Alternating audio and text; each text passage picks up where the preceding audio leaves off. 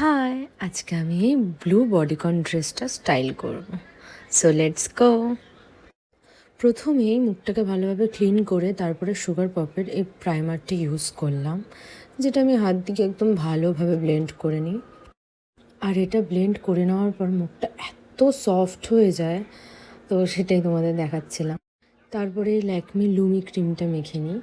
এটা খুব ভালো, এটা মাখলে একটা ন্যাচারাল গ্লো দেয় মুখে।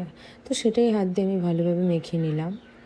আর এটা মাখার পর তোমরা নিজেরাই আমার মুখের গ্লোটা নোটিস করতে পারবে। তারপর আমি সুগার পপের ফাউন্ডেশন ইউজ করি।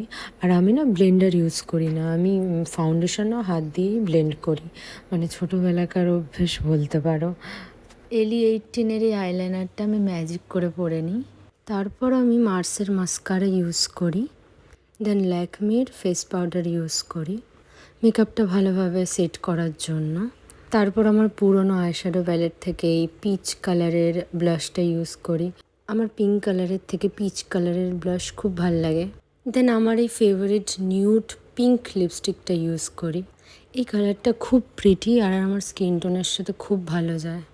তারপর আমি অফ ক্যামেরায় এই সিলভার ইয়াররিংটা পরে নিই, যেটা ড্রেসের সাথে খুব ভালো লাগছিল। আর আমার এই লুকটা তোমাদের কেমন লাগলো কমেন্টে জানিও।